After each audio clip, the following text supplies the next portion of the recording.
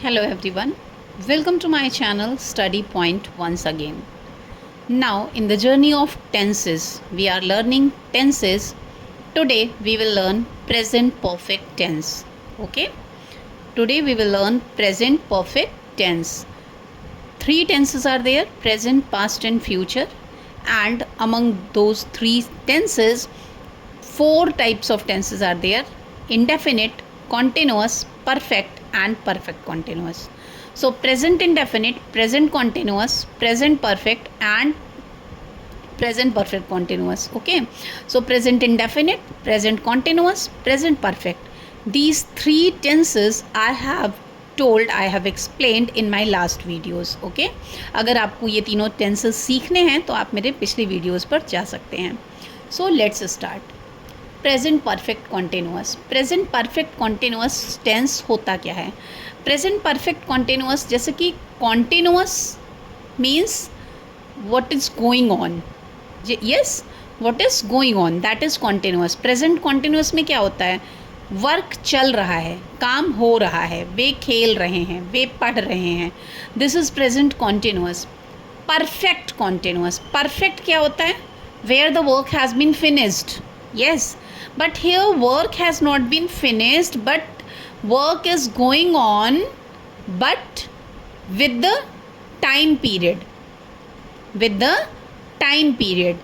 जैसे वह 2 घंटे से पढ़ रहा है बट पिछले 2 घंटे से पढ़ रहा है.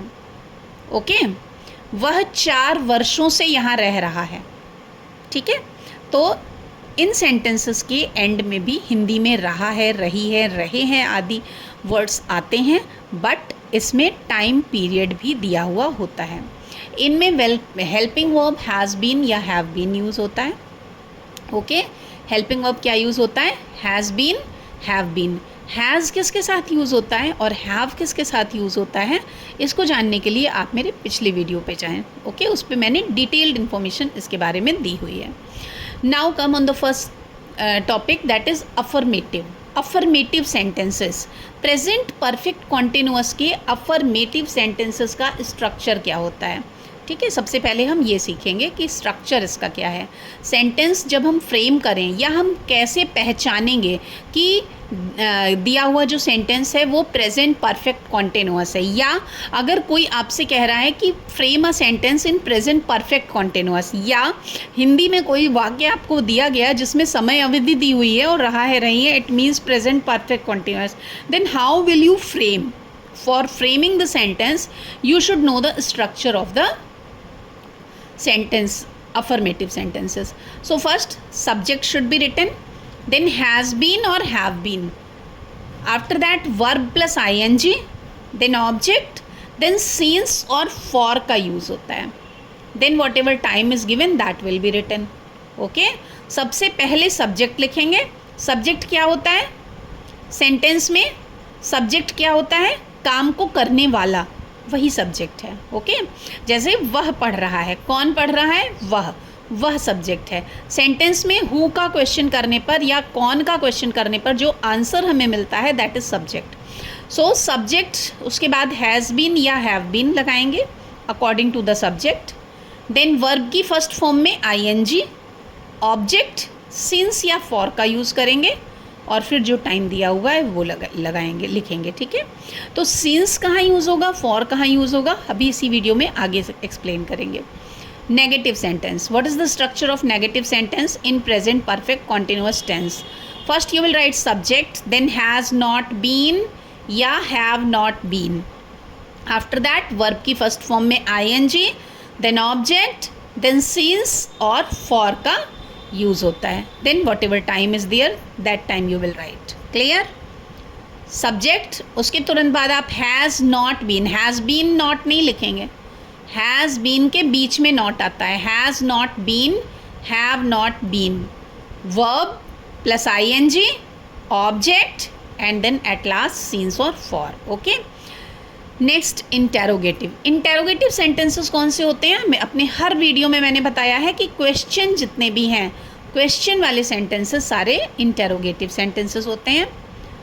क्वेश्चन, इसमें स्ट्रक्चर इसका क्या होता है? सबसे पहले क्वेश्चन वर्ड की इंग्लिश लिखते हैं, then has or have, then subject, then been, then verb plus ing, then object, then since or for, time and at last question mark.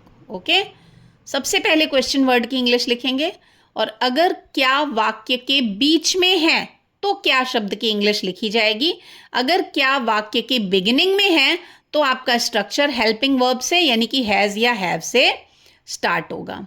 Clear? Question word has और have, subject, then been, BEEN, been, not being, verb plus ING, object, then since और for का प्रयोग होगा and at last question mark will be there. जैसा कि हर sentence में मैंने आपको बताया, in every sentence what I have told you to use since and for. तो where you will use since and where you will use for. Since is used for point of time, निश्चित समय के लिए since use किया जाता है, and for is used for period of time, अनिश्चित समय के लिए फॉर यूज किया जाता है. जब निश्चित समय की बात होती है, पॉइंट ऑफ टाइम की बात हो रही है, तब आप सिंस यूज करेंगे, और जब पीरियड ऑफ टाइम की बात होगी तो आप फॉर यूज करेंगे. ठीक है, जैसे वह 2 बजे से पढ़ रहा है, exact time is given here 2 बजे से. Now he has been reading since 2 o'clock. Okay, 2 बजे से निश्चित समय है, एग्जैक्ट टाइमिंग दी हुई है, then since will be used. He has been verb plus ing reading since 2 o'clock. वह 2 बजे से पढ़ रहा है. नेक्स्ट, वह 2 घंटे से पढ़ रहा है. 2 घंटा टाइम पीरियड, अवधि दी हुई है, but it is not point of time, it is not definite time, निश्चित नहीं है, अनिश्चित है. कैसे? 2 घंटे, कोई भी 2 घंटे हो सकते हैं, 4 to 6 भी हो सकते हैं, 6 to 8 भी हो सकते हैं, 8 to 10 भी हो सकते हैं, 10 to 12 भी हो सकते हैं. ठीक है, कौन से 2 घंटे? We don't know. ओके, वह 2 घंटे से पढ़ रहा है. He has been reading for 2 hours. 2 बजे से एग्जैक्ट टाइम है कि 2 बजे से, यानी कि या तो दोपहर में 2 बजे से पढ़ रहा होगा या रात के 2 बजे से पढ़ रहा होगा, एग्जैक्टली वो 2 बजे से ही पढ़ रहा होगा. क्लियर? बट 2 घंटे से ये अनिश्चित समय है, इसलिए फॉर यूज होता है. He has been reading for 2 hours.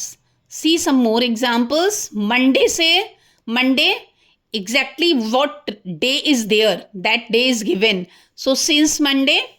1994 से, सिंस 1994. 2 वर्षों से, फॉर 2 years. 4 दिनों से, फॉर 4 days.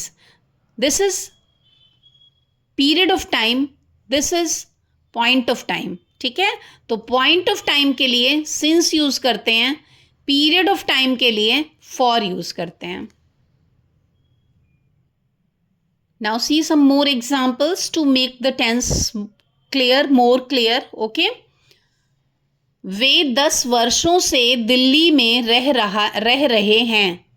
वे 10 वर्षों से, अब 10 वर्षों से कब से स्टार्ट किया उन्होंने रहना, we don't know.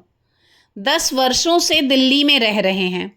They have been, because यहाँ दे है, दे के साथ हैव यूज होता है. They have been living in Delhi for 10 years. मैं सुबह से खेल रहा हूँ. I have been playing since morning.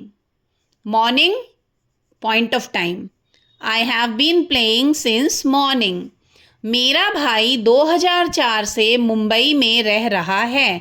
ये क्वेश्चन एक स्कूल में एग्जाम में पूछा गया, तो एक बच्चे ने आंसर क्या किया, my brother is living in Mumbai since 2004. Is living, और जब उसको कट किया गया तो उसने पूछा कि वाई इज इट रॉन्ग. उसका जो लॉजिक था, उसने बोला रह रहा है, कॉन्टिन्यूअस है, और कॉन्टिन्यूअस टेंस में तो हम लोग इज एम आर के साथ वर्ब में ING लगाते हैं. यस, अगर आप भी ऐसा ही सोच रहे हैं, then you are absolutely wrong.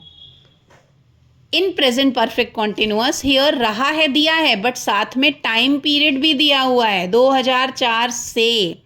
So my brother has been living in Mumbai since 2004. वे 2 बजे से कहाँ घूम रहे हैं? First question word where have they been wandering since 2 o'clock. पिताजी 1 घंटे से अखबार नहीं पढ़ रहे हैं। पिताजी 1 घंटे से अखबार नहीं पढ़ रहे हैं। Father has not been reading the newspaper for 1 hour. Okay, 1 hour is अनिश्चित समय, so for 1 hour.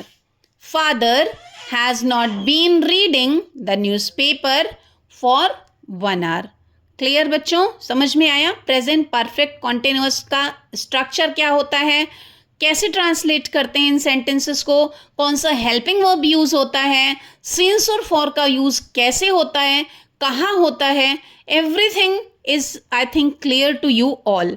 Okay, so all of you please send type 3 sentences, affirmative, negative and interrogative of present perfect continuous in comment box. Okay, all of you, I repeat, type 3 sentences, 1 affirmative, 1 negative and 1 interrogative in the comment box.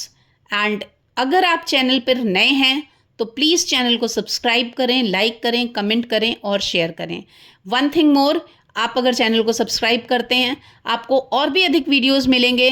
Now you will get videos in Hindi also. Hindi grammar के भी videos आपको इस channel पर available होंगे. So please subscribe the channel. Thank you so much. Till today only this much. Thank you. Bye bye everyone.